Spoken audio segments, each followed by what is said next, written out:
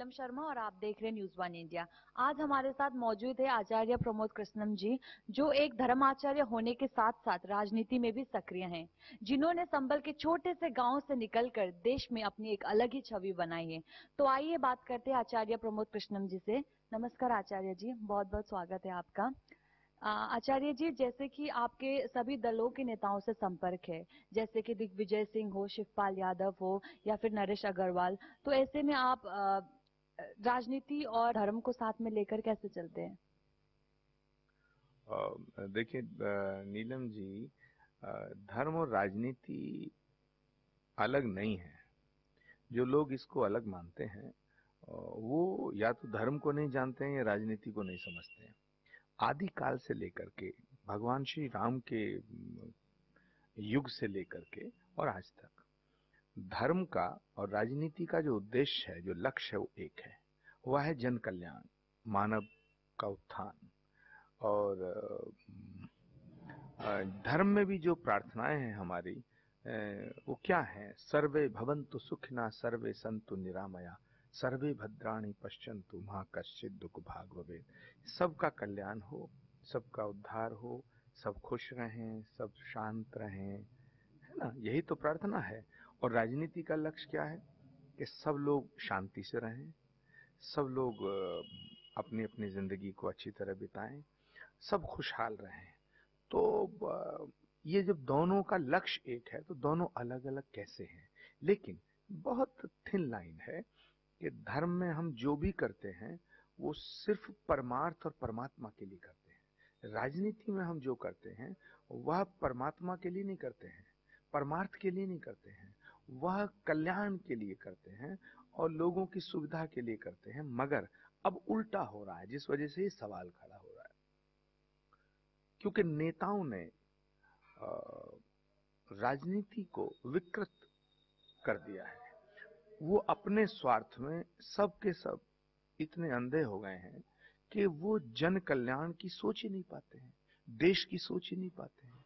जब जब राजनीति धर्म के रास्ते से भटकती है, ये धर्म कोई हिंदू मुसलमान मत समझना, मैं राजनीति का धर्म बताना चाहता हूं कि राजनीति का धर्म क्या है। राजनीति का धर्म जन कल्याण है। जब जब राजनीति इस धर्म के रास्ते से भटकती है तो भ्रमित हो जाती है और उसका जो एक कुरूप है वो वर्तमान की राजनीति में देखने को मिल रहा है। गाली गलौज, एक दूसरे पे निजी आरोप, अपने फायदे के लिए दूसरे का कैरेक्टर असैसिनेशन कर देना, षड्यंत्र करना, बड़ी बड़ी साजिशें करना, कॉन्स्पिरेसीज करना। तो ये जो धर्म का और राजनीति का संबंध है, ये एक सिक्के के दो पहलू जैसा है। ये दिन और रात जैसा है, सुबह और शाम जैसा है, धरती और आकाश जैसा है। जी, आपने 2014 में संभल से लोकसभा चुनाव लड़ा था, तो इस बार आपका क्या विचार है? देखिए, 2014 में मैं चुनाव लड़ा था, वो 2014 के अलग हालात थे। अब 2019 का चुनाव है, अब हालात अलग हैं। मैं चुनाव लड़ूंगा या नहीं लड़ूंगा, ये भी मेरा कोई अभी फैसला नहीं है, क्योंकि मैं कुछ ज्यादा सोच समझ के नहीं करता हूं। जो वर्तमान में देखता हूं, जैसे हालात होते हैं, उस पर फैसला लेता हूं और फिर हम लोग अपने आप को परमात्मा के सहारे छोड़ देते हैं। जैसा उसका हुक्म होगा वैसा करेंगे। जैसे कि सपा और बसपा एक हो गई है, तो उत्तर प्रदेश में इस बार सियासी तस्वीर क्या होगी? सपा और बसपा के एक होने से भारतीय जनता पार्टी को बहुत मुश्किल पैदा होनी चाहिए, क्योंकि जो बीजेपी की गवर्नमेंट देश में है और प्रदेश में भी है हमारे, वहाँ जो लोगों की अपेक्षाएं थीं, जो उम्मीदें थीं, वो पूरी नहीं हुई हैं। और खास तौर से देश की राजनीति में एक परिवर्तन आया था, और वो परिवर्तन ये था कि देश के मैक्सिमम हिंदू जनमानस ने भारतीय जनता पार्टी को अपना समर्थन दिया था, भारतीय जनता पार्टी को वोट किया था। उन्हें ऐसा लगता था कि बीजेपी हिंदू हितों का काम करेगी, और इनके कमिटमेंट भी थे। धर्म के नाम पर वोट मांगना, भगवान श्री राम के नाम की चर्चा करके वोट मांगना, राम मंदिर पर बात करना और उस पर वोट मांगना, 370 की बात करना, common civil code, population control bill, ये सब धार्मिक और आस्था से जुड़े हुए, गाय का मुद्दा, गंगा का मुद्दा। तो पहली बार देश की आजादी के बाद ऐसा हुआ कि देश के हिंदू जनमानस ने सोचा कि ये इन मुद्दों को पूरा करेंगे, इन वादों को पूरा करेंगे। लेकिन अफसोस कि भारतीय जनता पार्टी ने 5 साल पूर्ण बहुमत की सरकार देश में चलाई और हिंदू हितों का कोई काम नहीं किया। ना तो गंगा साफ हुई, ना गौवध पे राष्ट्रीय कानून आया, जबकि इन्होंने कहा था कि हमारी पूर्ण बहुमत में सरकार आएगी तो गौवध पे राष्ट्रीय कानून लाएंगे। और ना मंदिर बना। इन्होंने वादा किया था कि हम अगर पूर्ण बहुमत से सरकार में आते हैं तो पार्लियामेंट में बिल ला करके हम मंदिर बनाएंगे सोमनाथ की तर्ज पे। वो बना नहीं। कॉमन सिविल कोड आया नहीं, पॉपुलेशन कंट्रोल बिल नहीं आया। कुछ मुद्दे ऐसे थे जो बेरोजगारों से जुड़े थे। काले धन का मुद्दा भी एक था, जिसमें बहुत ज्यादा इस देश में आंदोलन हुए। तो कोई भी वादा ये पूरा नहीं कर पाए। ऐसे में समाजवादी पार्टी और मायावती जी का जो गठबंधन हुआ है सपा बसपा का, उससे एक बहुत ज्यादा एक लोगों को उम्मीद जगी कि भाई अब बीजेपी से हम नाराज अगर हैं तो हमारे शायद अपेक्षाओं को और उम्मीदों को ये गठबंधन पूरा कर सकता है। लेकिन वहां एक पेंच आ गया या मोड़ आ गया जब उन्होंने ये कहा कि हम मोदी के खिलाफ महागठबंधन बनाना चाहते हैं। तो लोगों ने सोचा कि मोदी वर्सेस अदर्स होगा, यानी मोदी और सब एक फ्रंट पे। मगर वहां ऐसा हुआ नहीं। जो देश की बड़ी पार्टी है कांग्रेस पार्टी, उसको उन्होंने उस गठबंधन से बाहर कर दिया। तो लोगों को थोड़ा सा ये गठबंधन समझ में नहीं आया, क्योंकि महागठबंधन का तो मतलब ही ये है कि सब साथ हो जाएं। तो महागठबंधन की जगह अब ये गठबंधन हो गया। अब इसमें थोड़ा सा और एक जो डेवलपमेंट हुआ है, क्योंकि कांग्रेस में बहुत दिनों से मांग उठ रही थी कि प्रियंका गांधी को राजनीति में लाया जाए। उनका पदार्पण हुआ है। तो अब उत्तर प्रदेश की राजनीति में एक नया मोड़ आएगा। जैसे कि प्रियंका गांधी, जैसे आपने बताया प्रियंका गांधी की ऑफिशियल एंट्री हो गई है कांग्रेस में, और अभी उन्होंने हाल ही में लखनऊ में मेगा रोड शो भी किया। तो ऐसे में सवाल ये उठ रहा है कि प्रियंका गांधी को लॉन्च पार्टी ब्रांडिंग के लिए किया गया है, या उनकी लॉन्चिंग से पार्टी को सियासी मजबूती भी मिलेगी? देखिए, मछली के बच्चे को कोई तैरना नहीं सिखाता, चिड़िया के बच्चे को कोई उड़ना नहीं सिखाता। ऐसे ही प्रियंका गांधी जिस खानदान से ताल्लुक रखती हैं, जिस परिवार से उनका संबंध है, वो भारत का बहुत प्रतिष्ठित और बहुत ही बलिदानी परिवार रहा है। पंडित मोतीलाल नेहरू, पंडित जवाहरलाल नेहरू, इंदिरा गांधी, राजीव गांधी, उसके बाद उनकी माँ, और उसके बाद राहुल गांधी और प्रियंका गांधी। तो वो राजनीति में तो उनको आना ही था। हाँ, ये अलग बात है कि किसी भी व्यक्ति की अपनी पारिवारिक परिस्थितियां होती हैं। तो प्रियंका ने एक बेटी का फर्ज अदा किया, फिर एक बहन का फर्ज, पत्नी का फर्ज, माँ का फर्ज।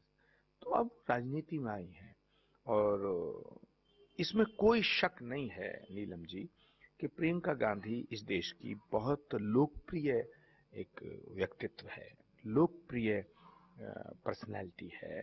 और कांग्रेस पार्टी के अंदर नहीं, पूरे देश में। और उसका सबसे बड़ा सबूत क्या है कि पिछले 5 सालों में पहली बार ऐसा हुआ है कि देश के सभी मीडिया ने, देश के सभी चैनल ने, सभी प्लेटफॉर्म्स पे पहली बार प्रधानमंत्री मोदी गायब रहे कल पूरा दिन, और प्रियंका गांधी छाई रही। ये एक झलक है।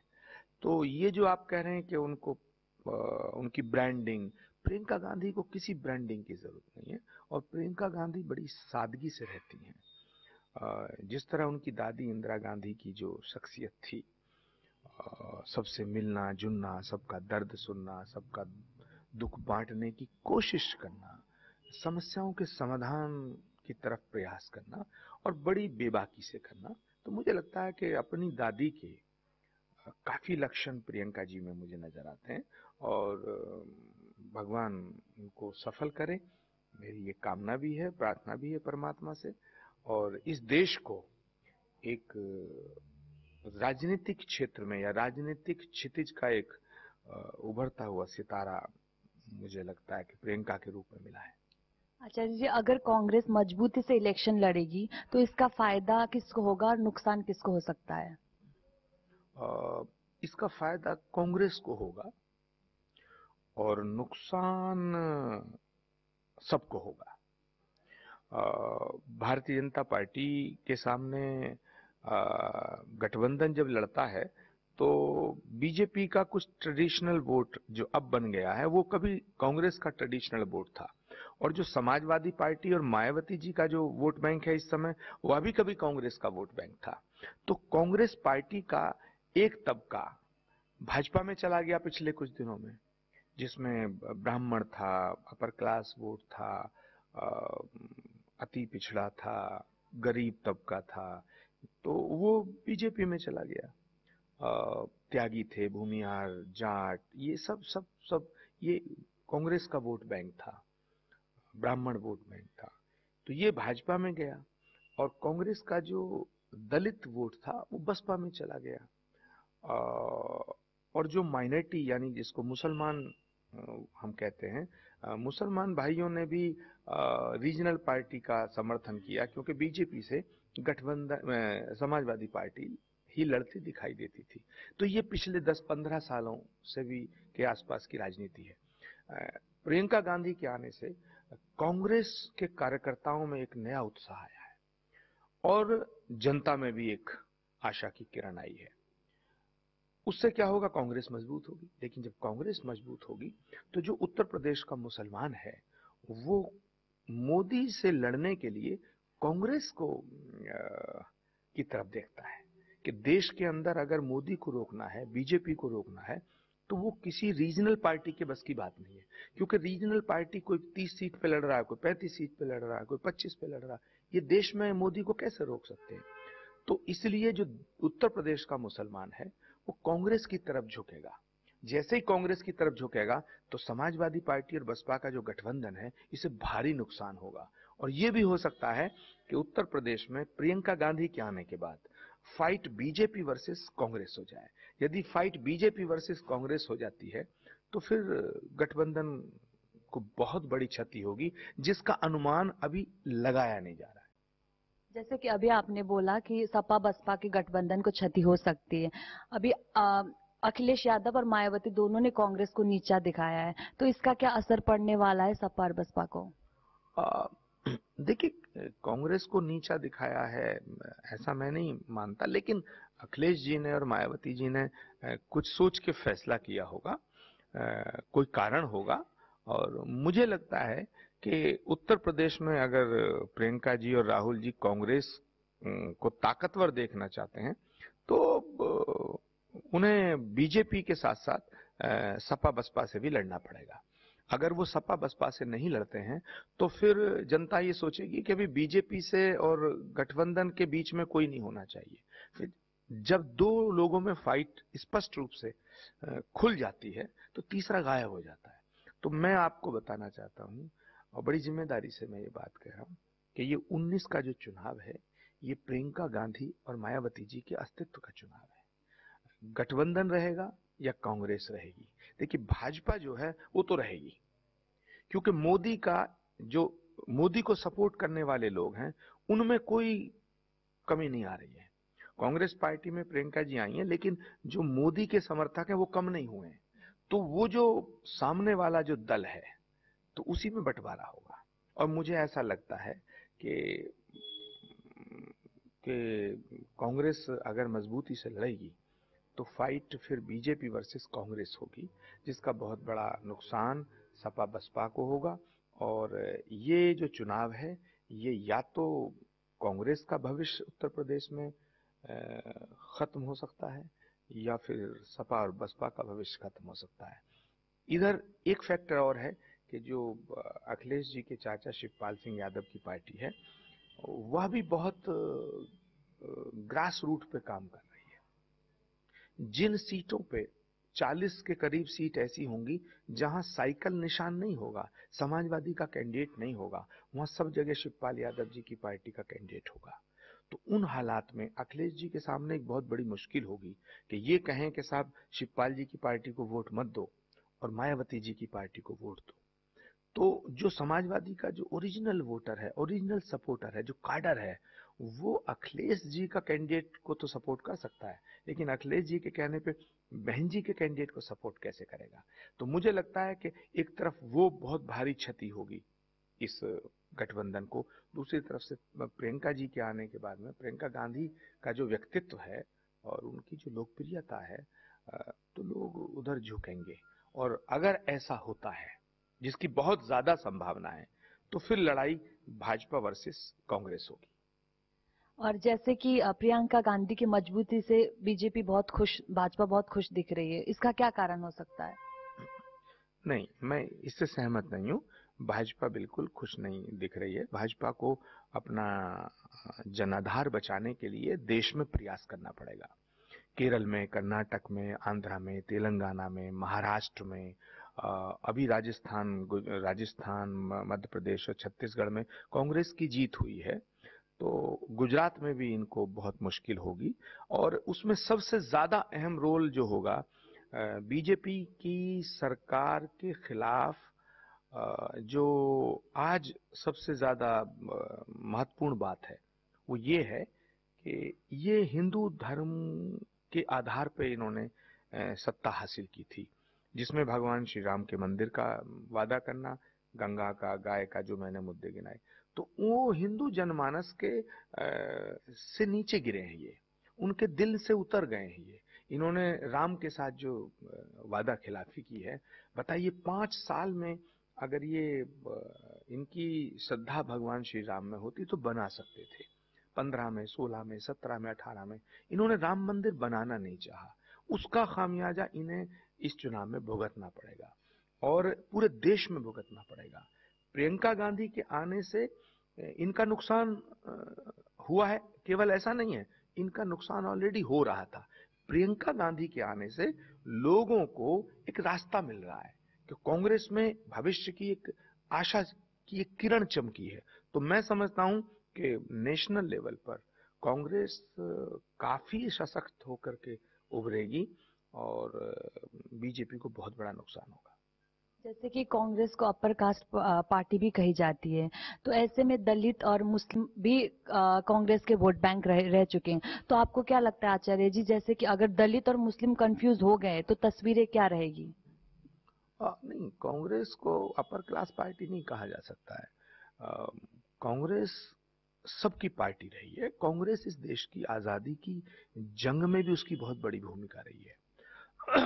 परिवर्तन हर जगह हुआ है, मापदंड गिरे हैं, वो अलग बात है, कमियां आई हैं, बट कांग्रेस एक ऐसी अकेली पार्टी है कश्मीर से कन्याकुमारी तक जिसने देश के लिए बहुत बलिदान दिए हैं। जो आपका सवाल है कि भाई दलित, मुसलमान, ये कांग्रेस का वोट हर तबके में आज भी है, लेकिन वो इकट्ठा नहीं होता था।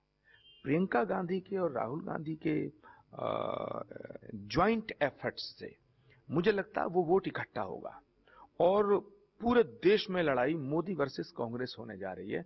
और एक बात और याद रखना नीलम जी, ये 2019 का चुनाव अस्तित्व का चुनाव होगा। बहुत बहुत शुक्रिया आचार्य जी आपका हमारे साथ जुड़ने के लिए। शरणागतम